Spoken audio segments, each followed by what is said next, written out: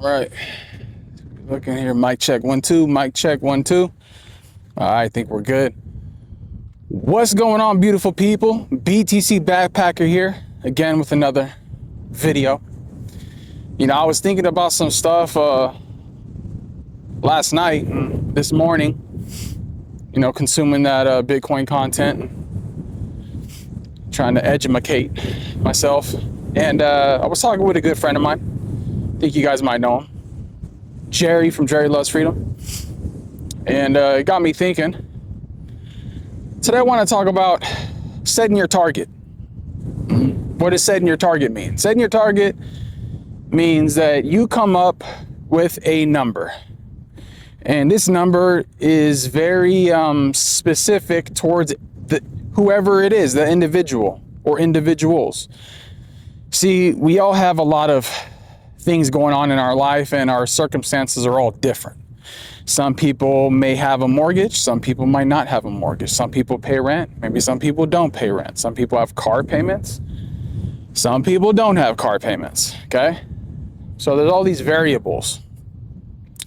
But what setting your target is coming up with a number that works for you, that's realistic.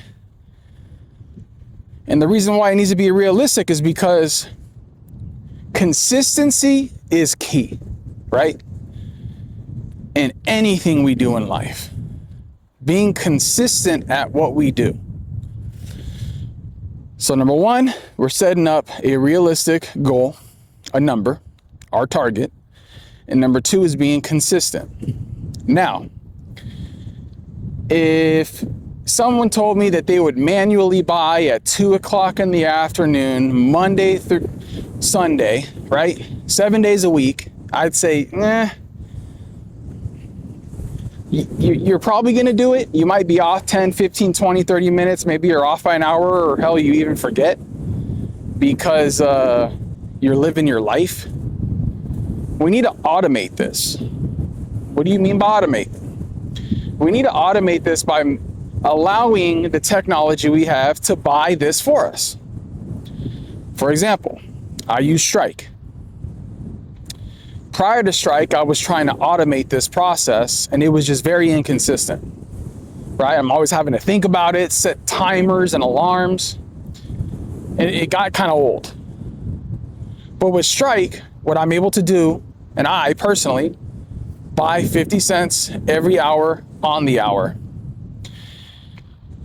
That's what works for me financially, and that number will change throughout the year as income either comes in or goes out, right? I know Jerry buys every hour on the hour because that's what works for him.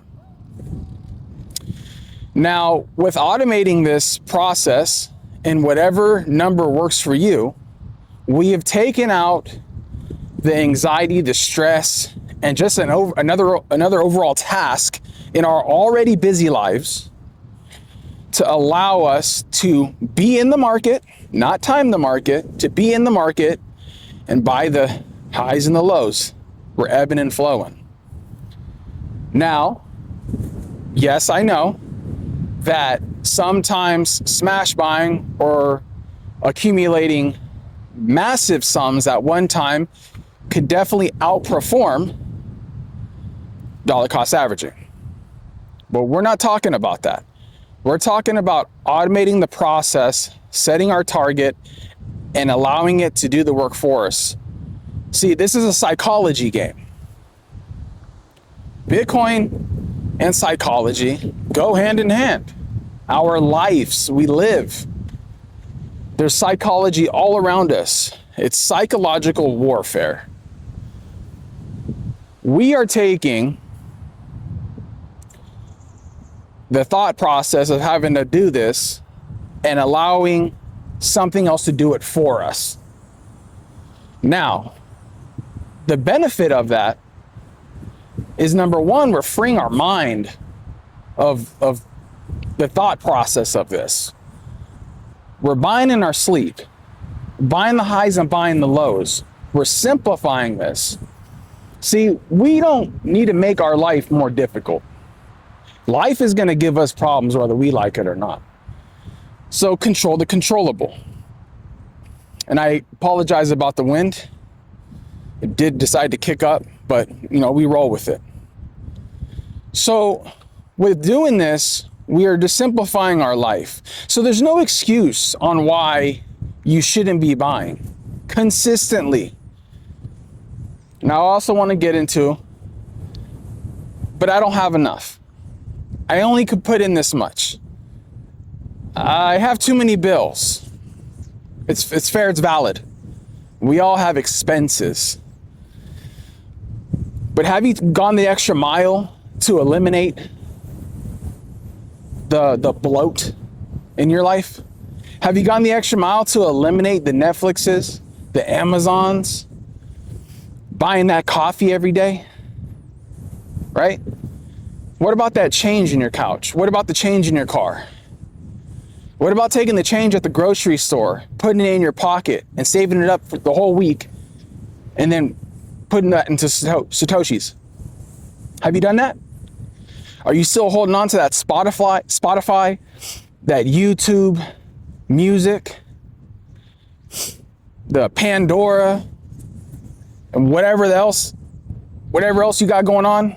All this expense? We need to simplify our lives. Declutter the nonsense. Take that fiat and those subscription-based services that are robbing you and transfer that over to the best, the hardest asset. The safety boat. Something that's actually gonna give you value.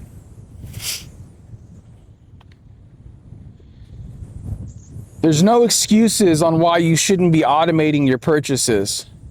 Hell, buy 10 cents every hour on the hour. You're gonna see with that consistency, that number going up. And you might have an epiphany, a moment where you're like, man, I want more. I want more. Then hell, get more. But it takes away, it gets it out of here. The mind is a strong thing. You guys know this. So basically what I'm trying to get at is there's no excuses and there's no reason why you shouldn't be automating your purchases. No excuses. And if you do this and if you make this change, I want to know. I want it in the comments. You let me know. You let me know what services you've canceled. Let me know you stop buying that coffee and start buying Folgers and making it at home. Funny story. I get a call today. Fanny Packer's at the store with the kids buying some groceries for dinner. She calls me up. She goes, "You're never going to believe what happened." I'm on the phone with Jerry at the time. Like, you never believe what happened. While they're in the checkout line, you know the impulse stations, the ones where they try to get you to spend more money?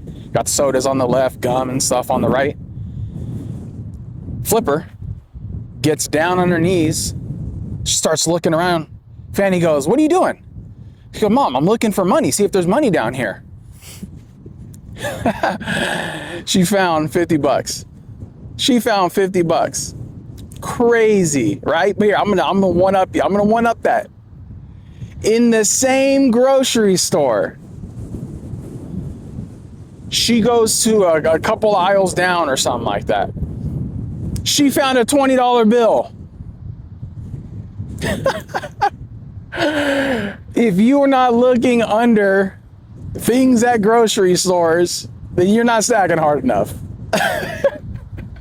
Now, I know as adults, for us, I'm like, hey, if I bend down like that, it's a little harder to get up. That comes with age, right? And that's all good. But if you got your kids with you, you say, hey, you better get down there and start looking. So it was just so funny how that happened. I was actually proud. And now every time I go through a checkout line, it's never going to be the same. I'm going to think of, is there something under there? But the kids go look. Anyways, guys, I hope this video finds you well. I hope you learned something from this. I hope this video just gave you enough of that to Try to cancel some of that bloat in your life, reallocate some of that money, automate your buys, and there's no excuses. There's no excuses. I don't want to hear excuses. I'm tired of excuses. God, everybody's, I don't have enough. I can't do this. I can't do that. Whatever. Yes, you can. Go to a food pantry. Go to a food pantry. Save hundreds of dollars at a food pantry. You better go drive through that line. Because that's a couple hundred or potentially even several $100s that you can be floating right into Bitcoin. So there's no excuses. Sell all that junk in your storage area. Sell it, get rid of it, float into Bitcoin. Declutter your house, declutter your life, declutter your minds, and flow all those assets into Bitcoin. I hope this message finds you guys well. This is a BTC Backpacker signing out. You guys have a blessed, beautiful day. Talk to you soon.